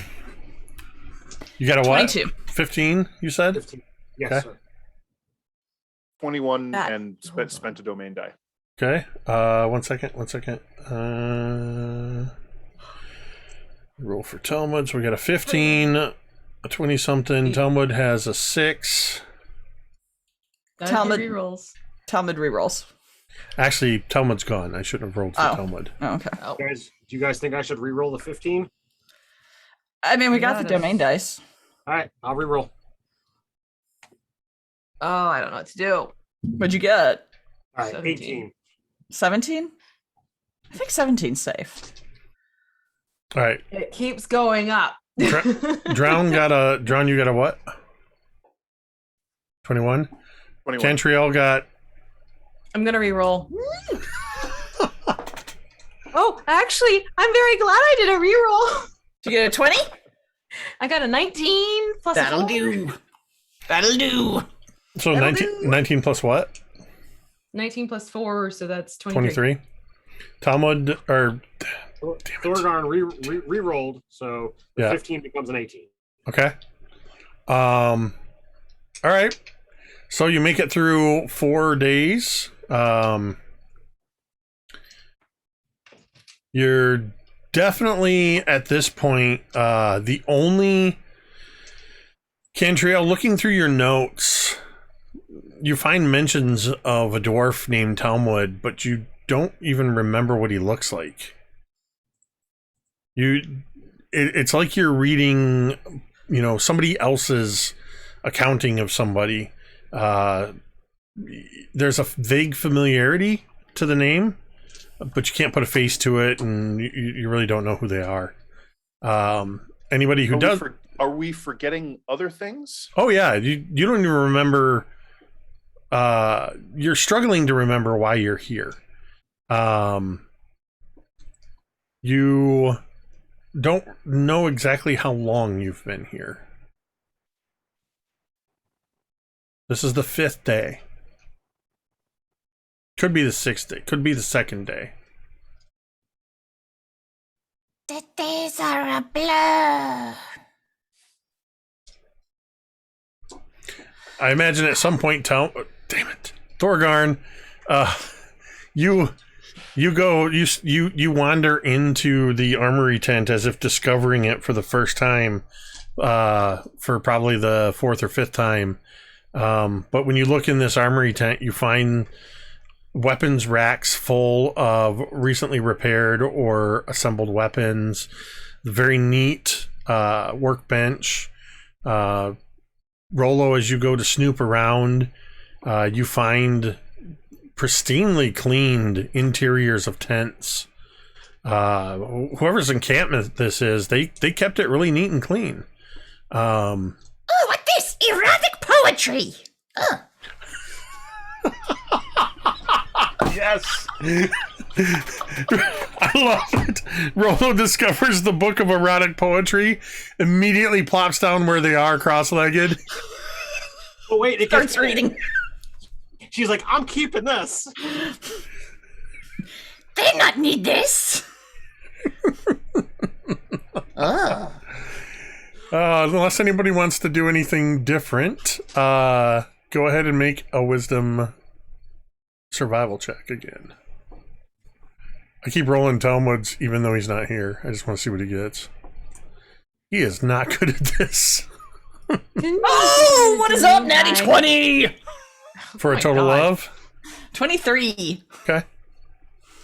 I use a domain die. I also have a 23. I got an 18. Okay. I've got a 12. Reset this. Domain die? Are you sure you don't want to reroll that? I have a 17. Okay. All right, so you used another domain die, Yep. Yeah, I did too. and you use one. So what's your new number? You're completely muted. You're muted. Oh, that was my new number. What was it? 18? You said. Yes. Okay, it's 1, Yes. 2, 3. Thorgarn and Rolo. You wake up on the 6th day alone in the camp. Wow. The two of you have been here for a few days. Rolo, when you wake up, you find lying next to you a book of erotic poetry that you've never read before. Oh, this good stuff. Weirdly, some pages have been dog-marked, or dog-eared. Or you might say dragon-eared. No. Kobolded. V and Dan are saying no, we wouldn't say that. They've been kobolded. Oh, wait, kobolded. I will always shake my head yes at puns. I'm here for the puns. I'm like that husky. But Thorgarn and Rolo, you know that you've been waiting for days. You're not entirely sure what for. You've seen a few signs that there's definitely a lot of different footprints around here, that are others that inhabit this camp, but it is otherwise pristine. Somebody fashioned some sort of a shovel, and then there's like pathways shoveled between all of the tents to make even better, make the encampment even better. This is just a really nice Tiger Tribe camp. It's like somebody put a lot of effort in here. Well, I mean, I don't mean to boast or anything, but dwarves are, pretty excellent workers. And when kind of left to our own devices, it's kind of what we try to do. At least that's what I was taught. That's what I like to do. Oh, Is this our place? Do we live here?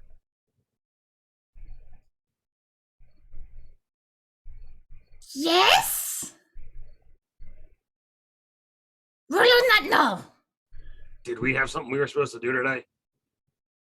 I was going to search all the different tents and see if I could find anything neat. But if we live here, wouldn't we know what's around?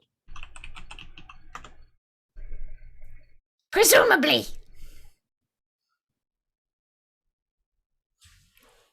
Will not know what to do. Do you know anything interesting? Is there something that you'd like to share, or you holding on to anything? No. Rolo is pretty much come as you are. Rolo is just happy to have people around, because Rolo spent a lot of time wandering from blowed up group to blowed up group. Well, I mean, I don't think I classify as people. You people? Right? No, I'm a person. Like it's That's just true. Professor Albert! From a snowdrift, this gigantic, snowy owlbear comes bounding out and thuds over and comes to us. There, now we have people. so. Do we do outdoor races? Oh, no, wait. Oh. You know about the one for the lady from Nantucket? I found it in this book. I was talking, and he kind of calls Herna over, and the some the part clockwork, part furry owlbear, comes out outside the tent. Okay, yeah, that's right around camp. So we'll have some owlbear races today. Tag, you it! And she goes tearing off on Professor Alfred. We cut to a high-angle shot of the camp as the two owl bears are racing circuits around this encampment in the middle of nowhere. About the third lap, the two of you hear a roar that did not come from either of your owl bears. As you hear... After the third lap, you're both running in opposite directions, forgetting what you were doing. Right. You see someone else that you don't know charging at you. I run away! Yeah, Thorgarn, you suddenly see a kobold and an owlbear chasing you. I kill it with a fireball! The story of Rollo suddenly makes more sense. Rollo's been here before. Rollo knows these roads. You hear a roaring sound, and the two owlbears come to a skidding halt as you see cresting a hill and coming towards the camp a massive saber-toothed tiger. And then you see following behind it dog sleds and tribesfolk as they are returning, and there is a flurry of snow and wind that pushes snow towards you. And as you feel the cold snow against your face, all of the memories of this being a test of Cantriel and Drown and Talmud, and the fact that they've been missing for days, Talmud for days, Cantriel and Drown for just a couple days, all comes flooding back to you. And as the like a Mack truck of all of this stress and worry.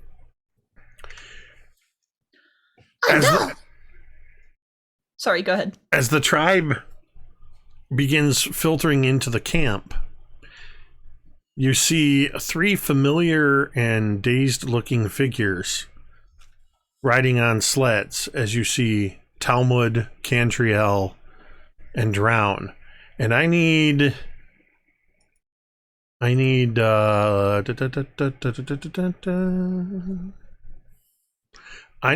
wisdom saving throws from each of you, not Rollo and Thorgarn. Do you want me to roll for Talmud? Yeah, go ahead and do that. It's +0. That's a domain die. Okay. I totally forgot I have something. What? As she sees them coming, there's this little noise, and a tiny mouse crawls out of Rollo's pouch and climbs up her shoulder and perches on her shoulder. I forgot she has a pet mouse! So that's only going to be a 13 for Talmud after. Okay. 16 for Drown. 15. Cantriel and Drown, as the tribe comes in and the queen says, "Well, we see that the camp is still standing, so you've done well, except for these three. We found them wandering out in the wilderness, no clue of who they were or where they came from." And Drown and Cantriel, as she says this, you vaguely recall that you were here at the camp, and you have a memory of stumbling around in the cold and dark and of being found, but it's very fleeting, almost like a dream. Talmud, on the other hand, fails his wisdom saving throw. So I will explain to Jeremy that Talmud has taken on stress. Talmud is confused. He does recall. Yeah, but what is the effect of this on him? The stress. What? Wait, what? You said Talmud is confused, and I said, yeah, but what is the effect of all this on him? Right. Talmud is more confused. Dear God. More confused than normal. I can't even keep my two dwarf sons' names straight. So when he rages and has one of these other personalities take over, does he feel less stressed? We'll have to wait and see. But yeah, he's definitely taken on some stress, and I'll keep that between Jeremy and I, and we'll explain that to him before next session. But stress will mean that he will have negatives applied to all of his attack rolls, ability checks, and saving throws until that's dealt with. As your party is reunited and the queen sort of gives you, Rollo and Thorgarn, appreciative, firm, not quite painful slaps on the back, and says that you did good, that you did such a wonderful job. The snow begins to swirl around you, and you all find yourselves no longer in the tribe, but in a small 10-foot by 15-foot room back in Grimskala. You have just completed the test of isolation. Did we all pass? You don't know. Give me a perception check. For Drown and Cantriel, that'll be at disadvantage. 3. Hold on. 18. Status quo, 22. Thorgarn, what you got for She perception? rolled a 4. I rolled as well as Drowned did, so I have a 3. All right, and just for fun, let's see. At disadvantage, Talmud has a 17. Not bad. Dang. He's actually proficient at that one. Oh yeah, Talmud does not have a 17. Thorgarn. No, not Thorgarn. Cantriel, you're the only one that notices, as you're all sort of receding from this, that only Thorgarn and Thorgarn and Rollo have their sigils still above their head. You, Drown, and Talmud had your snowflake symbols had melted away. So if I recall correctly, it was Cantriel and Talmud that didn't pass the first test of cruelty, and everyone else passed the second and the third. So Rollo and I are the only ones that passed all 4. Exactly.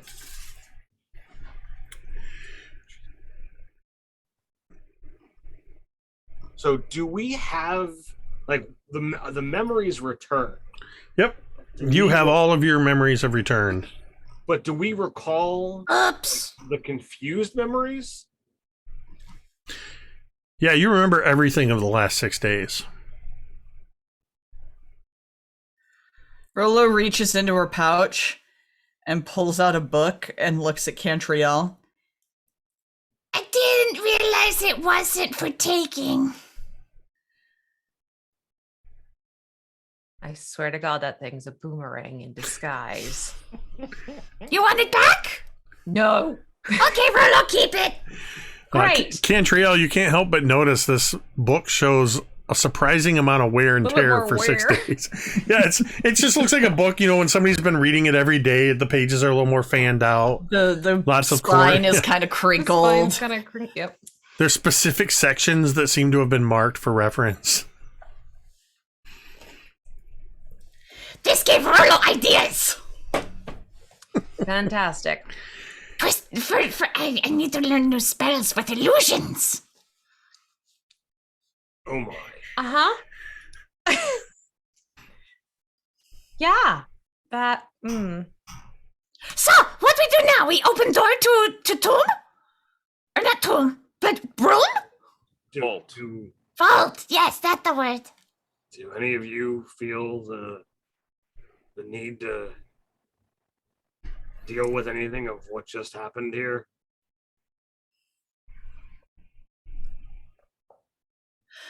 Rollo feel okay. I'm not sure I know what you mean. Well, for the rest of you who wandered, what do your memories show for the elapsed time when you weren't in town? It was very confusing. I didn't know where I was or what I was doing. I became lost in the tundra. Talmud says it felt like a dream. I remember day and night and wandering and never finding anybody.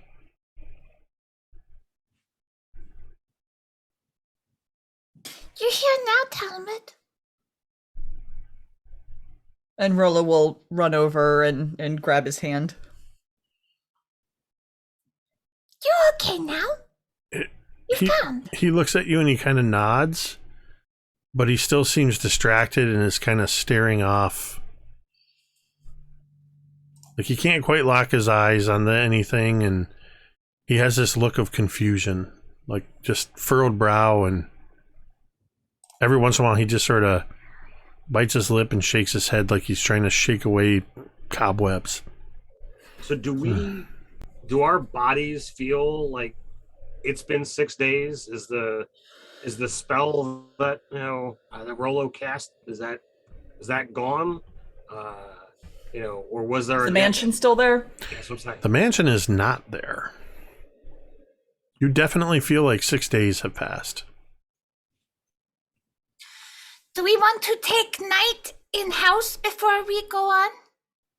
You're all well rested. But there's a difference between our bodies being rested and our minds being okay. Yeah. I mean, I don't think what we had was comfort. We weren't living it up. Eating crappy rations and drinking melted snow is not the same as being in a mansion where it's warm and comfortable, Full of snuggly kobolds.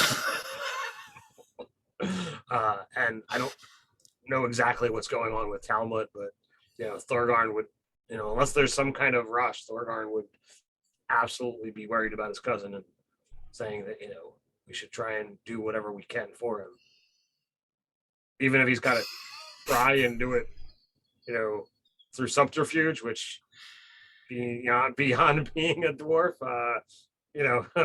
he's not all that sneaky about things, so it's gonna be pretty obvious. Should we take a night so that maybe Talmud feel better? I'm certainly not looking to rush into anything. That is fine. Okay, I make the house. Talmud just says, yeah, that'll be good. And he starts to walk in the opposite direction. Just sort of wandering. Cantriel corrals him. Just like, nope. This way. Shouldn't be left alone. And I'm switching to stay this with him. because I like this name better. I'm going to cast Rollo's House of Affirmation. I love it.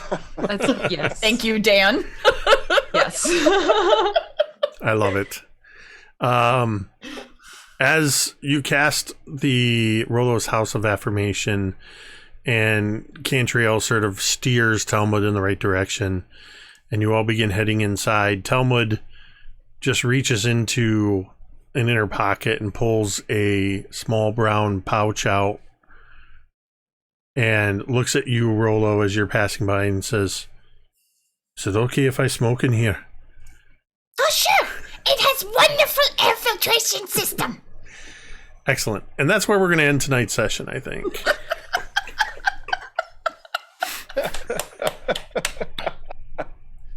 Oh my god. The Frostmaiden's tests are certainly not intended to be fun. Yeah. That last one, that, like, with the rolls they had and they failed, that was rough. Well, I mean, What was the DC's target on going the up last every day. round? it went up by, the DC went up by 2 with every day that passed. So by the end, you were up to DC 20. Yikes. Yeah, it was, and both. So Cantriel came the closest with an 18 on that one, and of course most of you were acing him on the first few days. Yeah. And yeah, Talmud wound up failing with that 6, and then the other 2 with those lower rolls at the end there. But at least one of you made it, so good to go. And no seemingly permanent damage. I'll get with Jeremy sometime in the next week. Talmud took on 3 points of stress. For those that might be wondering, stress is a mechanic that is outlined in Von Richten's Guide to Ravenloft. For some reason, I almost called it Von Richten's Guide to Werewolves. It's a guide to so much more than werewolves. I thought Van Richten's Guide to everything, so that tells you where my brain is. I glanced up and saw Wolf's dad's name in the chat as the last message, and that's why I went to werewolves. But yeah, I kind of like the stress mechanic. We're going to try it out here and see how things go.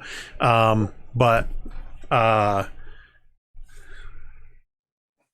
Automod doesn't like the word erotic.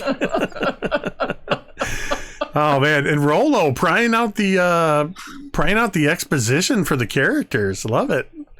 Give me all that detail. I'm actually the big bad evil. Right? Give me all your history. Shh, you're not supposed to tell them yet. Oh shit. Oh man, my favorite moment though was when Talmud disappeared when you woke up and Drown's reaction. Oh, I love it. I'm gonna have to make a new emote that's just a little bomb icon with an F on it. Yes, the F-bomb. Need an F-bomb. I need an F-bomb icon. So that is session 28 of season 5. We will be back next Thursday. Let me just double check. Yeah, we're gonna be playing for the next 2 Thursdays. But on the last Thursday of the month, we will not be playing.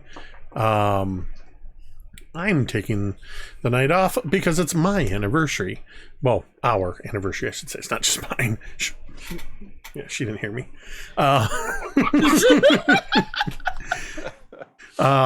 But yeah, so we'll be back next week. I believe Jeremy will be back with us. And we will continue the adventures of the Dawnbringers. Thank you to everybody who tuned in tonight. We had a few raids, a couple new followers. So thank you, everyone. We just appreciate you so much spending your evening with us. And if you are one of those lurking in the background, not participating in chat, thank you. That's okay. We appreciate you all the same. And of course, as always, I wanted to say a huge thank you to Dan, V, Ted. I almost called him Jeremy. Now it's bleeding over into real names. Katie, and even though he wasn't here with us, he was with us in Ancestral Spirits, Jeremy, without whom it would just be me talking to myself for 3 hours. Yeah,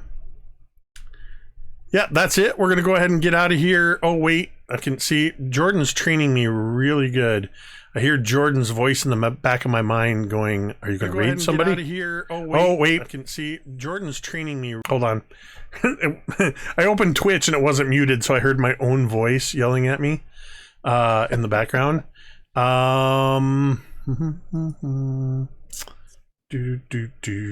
We are going to...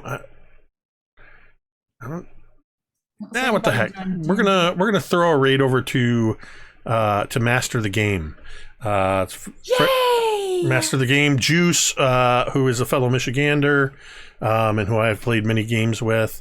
They're playing some D&D over there. So please stick around for that raid that I'm going to kick off here in just a moment. Let me get that queued up. There we go. Get that one all queued up, ready to go. Be sure to send them tell them that Mini Terrain Domain sent you. So we're going to go ahead and we are going to end the stream the same way we end every stream. And you can say it with me if you want. The damn book back. For Meteta's sake.